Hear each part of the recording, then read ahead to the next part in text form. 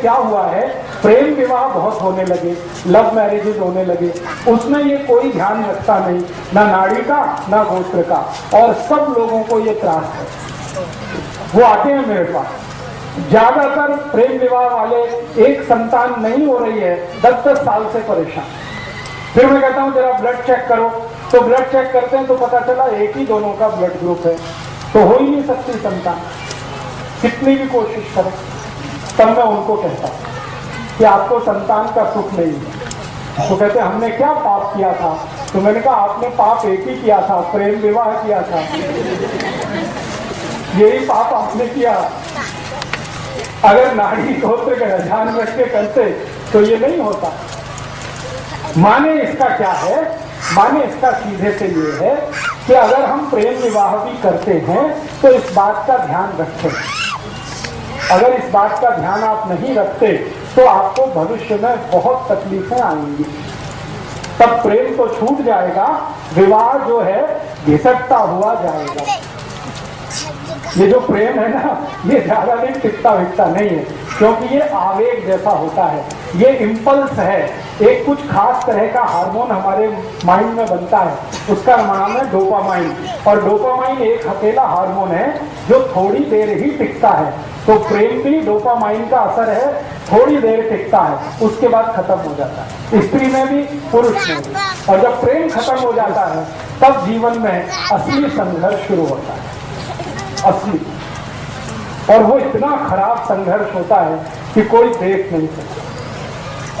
थोड़े दिन पहले तक दोनों एक दूसरे के लिए मरने की तैयारी में हैं, और डोपामाइन खत्म होते ही एक दूसरे को मार डालने की तैयारी में। ये ऐसी हालत हो जाती है।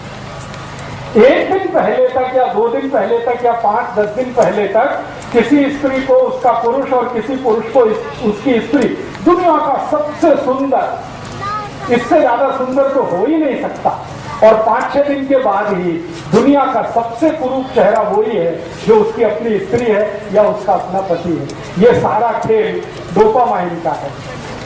तो प्रेम विवाह जो होते हैं ना, इनमें मैंने अक्सर देखा कि विवाह होते ही प्रेम थोड़े दिन में फना हो जाता है, खाली विवाह रह जाता है, लव चला जाता है, मैरिज रह जाती है, और वो ऐसी घिसटती है जैसे एक टांग का आदमी घिसटता है।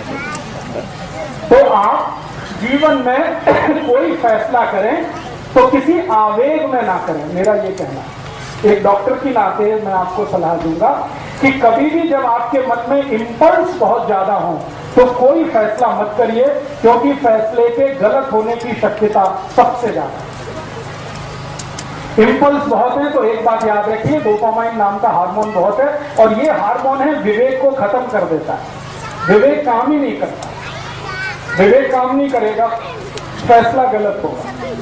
फैसला गलत होगा, जीवन भर आप पछताएंगे कि हमने एक समय पे छोटा सा गलत फैसला किया, उसका दुष्परिणाम जीवन भर भुगतना पड़ा। तो ये आप मत करिएगा। प्रेम करिए, लेकिन विवाह करने से पहले इन बातों का ध्यान रखिए। मैं ये नहीं कहता कि प्रेम मत करिए, प्रेम तो बहुत आवश्यक है जीवन को आगे बढ़ाने के लिए, ले जाने के लिए, लेकिन प्रेम का आवेग खतरनाक है। प्रेम खराब नहीं है, उसमें जो आवेग है, इंपल्स है, वो बहुत खतरनाक है। उसको ध्यान रखिए, आपकी संतान के विषय में सोचकर, देश और समाज और धर्म के विषय में सोचकर। ठीक है, अभी 1-2 प्रश्न आ गए। हाँ, ब्लड ग्रुप दोनों का अलग रहे हमेशा, पति और पत्नी का, ये ध्यान रखिए। एक का पॉजिटिव हो, दूसरे का निगेटिव हो, चलेगा। जैसे किसी का बी पॉजिटिव है पति का, पत्नी का बी नेगेटिव है तो भी चलेगा, लेकिन दोनों का बी पॉजिटिव होगा तो तकलीफ, दोनों का बी नेगेटिव हुआ तो तकलीफ। थोड़ा भी अंतर रहना चाहिए, थोड़ा भी